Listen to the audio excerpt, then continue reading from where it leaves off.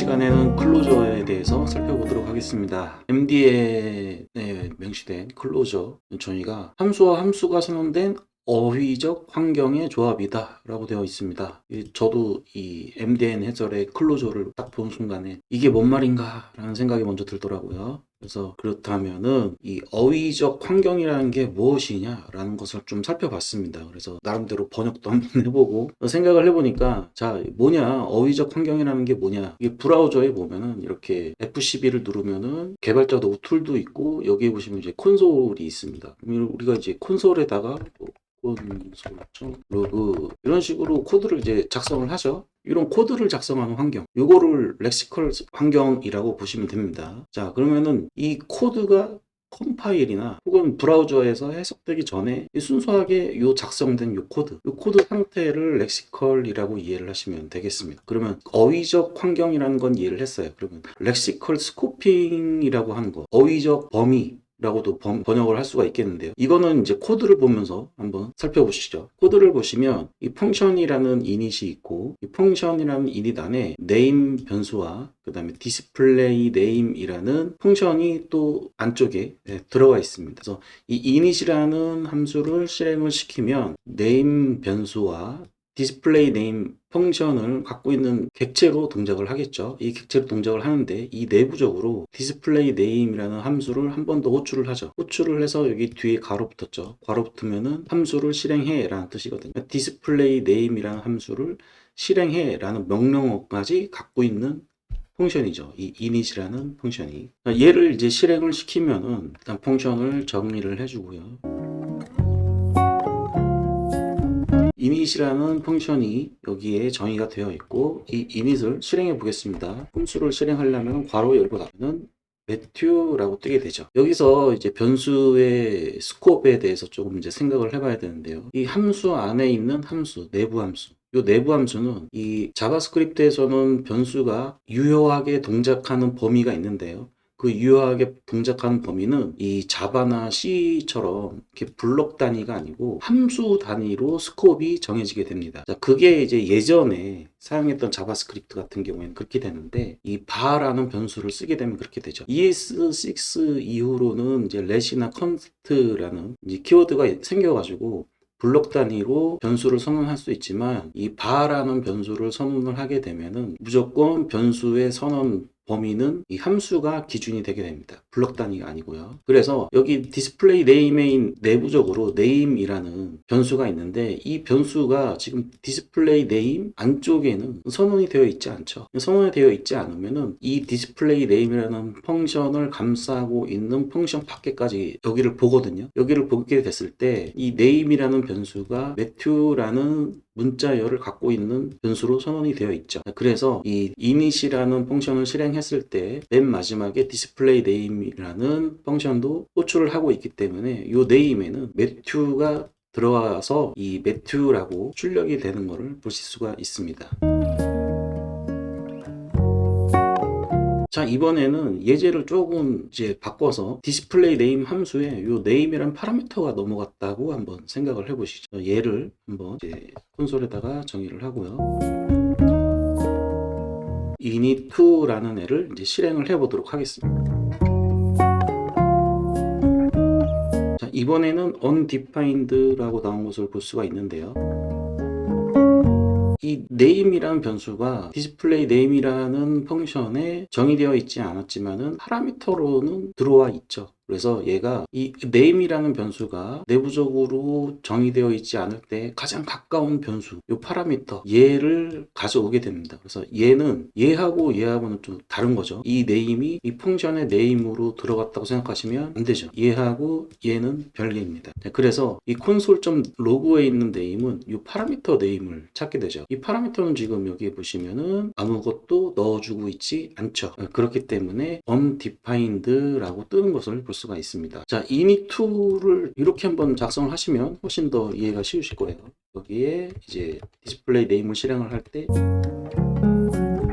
이렇게 정의를 했고요. 그런 다음에 init2를 실행을 해보면 앨리슨이라고 나오는 것을 볼 수가 있습니다. 자, 요 네임하고 요 네임이 같은 게 아니다 라는 거는 여러분들이 이제 이해를 하셨을 거라 생각을 하고요. ES6 이후로는 이제 라는 이제 변수 선언할 때 쓰는 키워드 말고도 그다음에 컨셉트라는 블록 단위로 변수 스코프를 정할 수 있는 이런 키워드가 생겼는데, 여기서 우리가 bar를 사용을 했었는데 let으로 바꾸면 또 어떻게 될까 한번 살펴보도록 하겠습니다. 제가 init3이라는 거를 준비를 했고, 이번에는 bar name을 let name으로 수정을 했습니다. 자, 이렇게 되더라도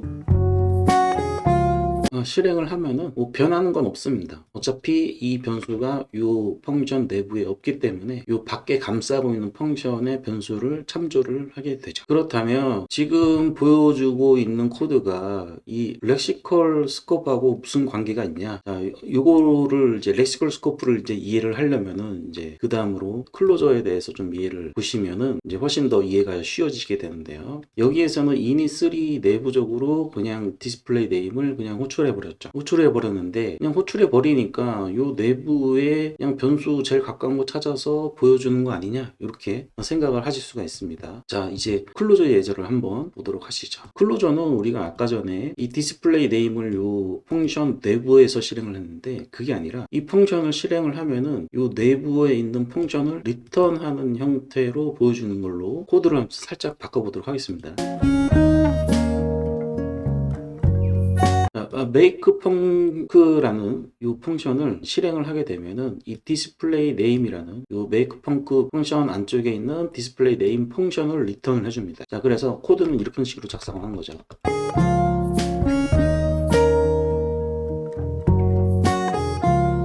이런 식으로 작성을 하게 됩니다. 이 리턴한 게 펑션이잖아요. 이 펑션을 이 myfunk라는 애가 변수가 가지고 있는 겁니다. 그래서 얘를 콘솔에서 그냥 myfunk라고 치면은 이렇게 display name이라는 펑션입니다 라는 문자열을 보여줄 뿐이고 실제로 실행은 되지 않아요. myfunk도 지금 display name이라는 펑션을 갖고 있는 객체이기 때문에 얘를 이제 실행을 하려면 myfunk 괄호 열고 닫고, 네, 이렇게 하게 되면은 matthew라고 뜨는 걸 볼 수가 있어요.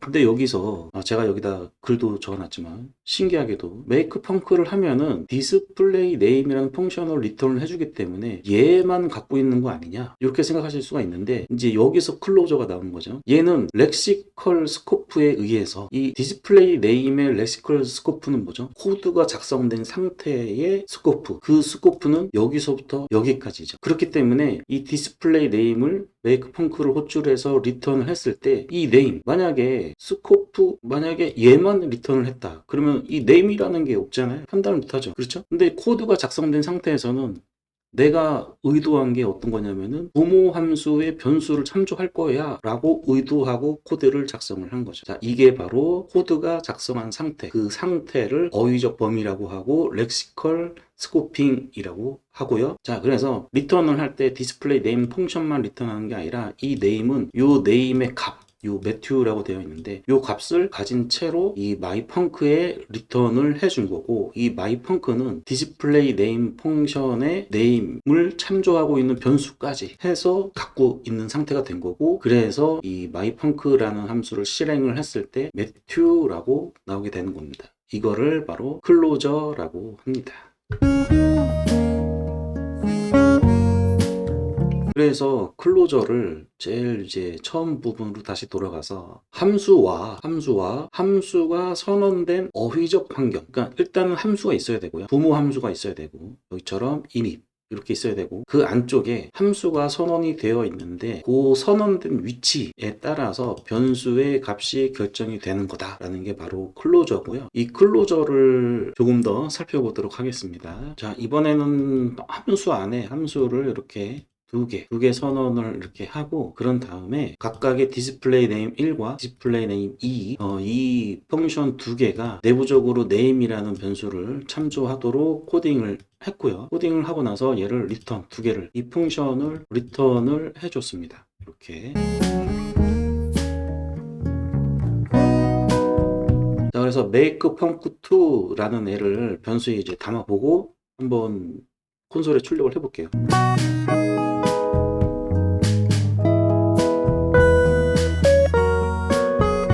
이렇게 mypunc2라는 곳에 담아뒀고, 그 다음에 mypunc2를 있는 그대로 출력을 해보면, 자, 여기 리턴한 name은 이제 매튜, 그 다음에 display name은 펑션, 요 펑션, display name2는 요 펑션이 실행이 되는 걸 볼 수가 있고요. 자, mypunc2는 name, display name 1, display name 2를 담고 있는 객체고요. 오브젝트고, 이 mypunc2에서 display name 1을 한번 출력을 해볼게요. 그러면은 우리가 예상한 대로 요 매튜, 요 네임이 여기 들어가 있고 앞에 1을 붙였죠. 그래서 1 매튜라고 출력되는 걸 볼 수가 있고요. 2로 바꾸면 2 매튜라고 나오는 걸 볼 수가 있습니다. 여기 숫자 2를 앞에 붙여주도록 했기 때문에. 자, 그러면은 요 매튜를 한번 바꿔보도록 할게요. 바꾸고 나서 display name 요 함수를 다시 한번 호출해 보겠습니다. 앨리슨이라고 나오지 않고 매튜라고 나오는 것을 볼 수가 있어요. 자, 요거는 여러분들이 이제 이해하실 거라 생각을 합니다. 왜냐면은 이 display name 1이라는 애가 여기에 리턴되는 시점에, 이 리턴되는 시점에 이 name의 값이 이미 정해져 있죠. 이 name하고는 연결이 되어 있지 않습니다. 연결되어 있지 않고 display name 1은 이미 리턴하는 순간에 이 name에 들어가 있는 매튜가 이미 들어가 있기 때문에 이 name 값을 바꿀 수가 없는 거죠. 자, 요런 속성을 이용을 해서 클로저를 사용을 하게 되면은 자바스크립트에서는 이 프라이빗이라는 개념이 없거든요. 이 자바나 C# 뭐 이런 C++ 같은 언어들에는 이제 프라이빗, 퍼블릭, 프로텍티드 뭐 이런 거를 이용해서 이 변수가 접근할 수 있는 범위를 제한할 수 있는 키워드들이 있는데 자바스크립트에는 그런 것들이 없어요. 그런 것들이 없다 보니까 자바스크립트에서는 이런 코드가 가능한 거죠.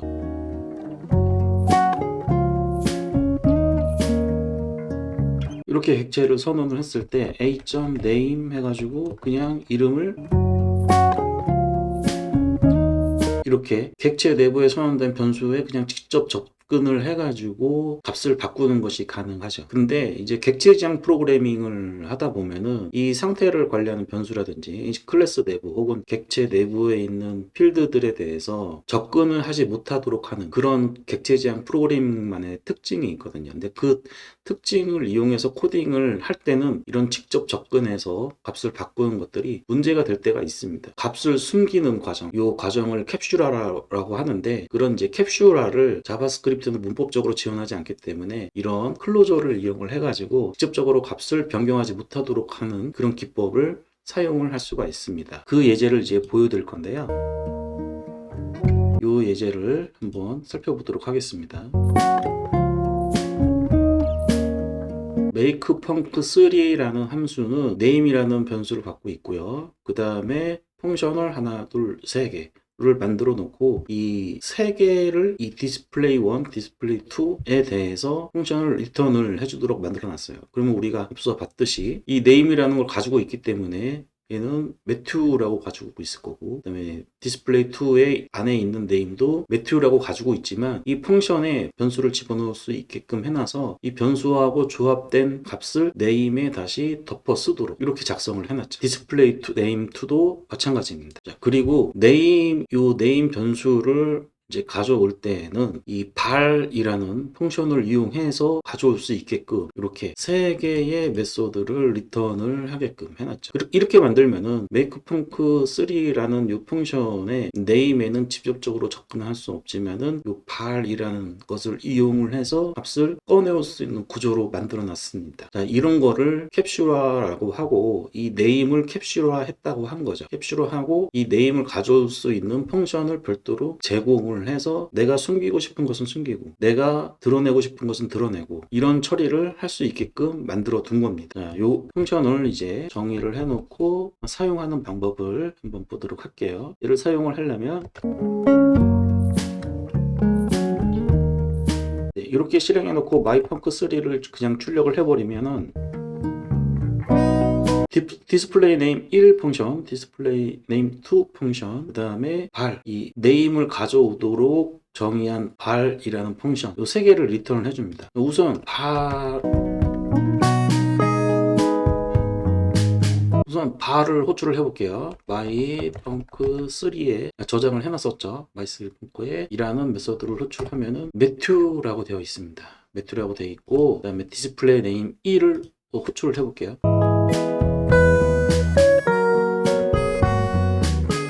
앨리슨이라고 호출을 해보겠습니다. 자, 1 앨리슨, 요거는 이제 콘솔을 제가 찍어 놨기 때문에 이렇게 나오는 건데, 이제 콘솔이 없다라고 생각을 했을 때는 얘를 출력을 하려면 지금 디스플레이 네임 1이라는 펑션에 앨리슨이라는 파라미터를 넘겼기 때문에 얘는 지금 네임이 1 앨리슨이 네임에 저장이 되어 있겠죠. 그래서 얘를 이제 출력을 값을 가져와 보면 1 앨리슨이라고 되어 있는 것을 볼 수가 있습니다. 다시 mypunk3 이번에는 디스플레이 네임 2로 해보도록 하겠습니다. 2에 다시 잭이라고 한번 해볼게요. 지금 이제 콘솔이 있기 때문에 바로 출력이 됐는데, 이 내부적으로 있는 이 네임 값이 이 잭으로 바뀐 것을 표시를 해주고 있습니다. 3.8 이렇게 이제 호출하게 되면은 네임 값이 이 잭으로 변경이 되어 있는 것을 확인을 할 수가 있습니다. 이런 식으로 해서 자바스크립트의 클로저를 사용을 하면은 자바스크립트에서 지원해주지 않는 이제 프라이빗 이런 기능들을 구현을 할 수가 있고요. 실제로 이제 클로저가 힘을 발휘하는 그 시기가 언제냐면은 화살표 함수를 사용할 때 그 힘을 크게 발휘하게 됩니다. 자, 화살표 함수에서의 클로저, 여러분들 요 화살표 함수를 딱 보시고 요건 뭐다 라는 게 머릿속에 바로 들어왔다 그러면은 이 영상 보고 있지도 않겠죠. 네. 자, 화살표 함수와 클로저, 우선 얘를 한번 정의를 해보고요. 이 오퍼레이터라는 애가 지금 이제 우리가 이 내용이 뭔지는 잘 모르지만 얘가 인풋이 오퍼라는 애고, 그 다음에 얘가 리턴을 요 화살표 함수로 또 리턴을 해주고 있죠. 자, 그 얘기는 뭔 얘기냐면은 오퍼레이터를 한번 실행을 하면은 얘를 리턴해 준다라는 뜻이에요. 자, 이거를 코드로 표현을 해보자면은 다시라고 할게요. 자, 이렇게 되면은 이 오퍼라는 애를 그냥 한번 출력을 해보면은 요 부분만 나와야 되겠죠. 요 부분만 오퍼하고 이렇게 괄호 열고 닫으면 실행을 하니까 NAN이라고 나옵니다. 자, 여기가 잘못했죠. 처음에 오퍼 담을 때 이 파라미터를 넘겨줘야 되는데 다시 정의를 해볼게요.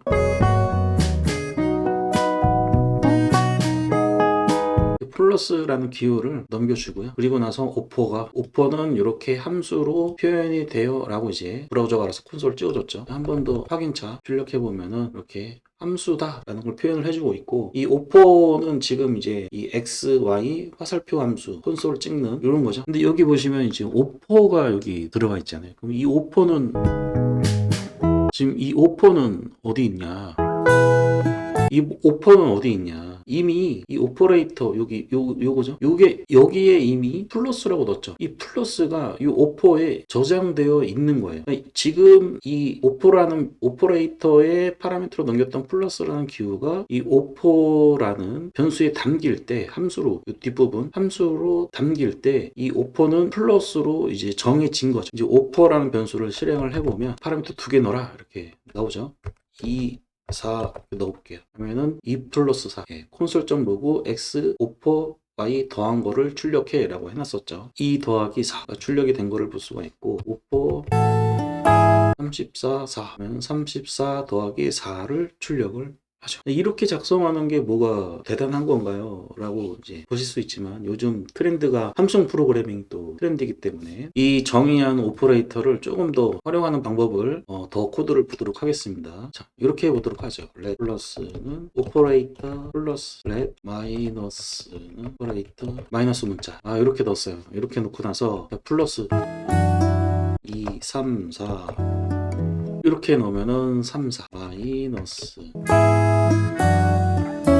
3 4 그러면은 3 빼기 4. 내가 코딩하는 시점에 기능을 정의를 해서 넘겨줄 수가 있다. 이런 것을 함수형 프로그래밍이라고 얘기를 하고, 클로저가 바로 그 함수형 프로그램, 자바스크립트에서 함수형 프로그래밍을 구현해 줄 수 있게끔 하는 가장 중요한 개념이기 때문에 클로저에 대해서 오늘 살펴봤고요. 클로저라는 단어보다는 제가 볼 때는 이제 여러분들이 자바스크립트만 공부하실 거 아니잖아요. 랭귀지를 여러 가지 언어를 이제 공부를 하셔야 되기 때문에 이 클로저라는 말 다보다는 이 렉시컬 스코핑이 뭐냐, 요거에 대한 이해를 좀 더 확실히 가지는 시간이 되었으면 합니다. 오늘은 여기까지 하도록 하겠습니다.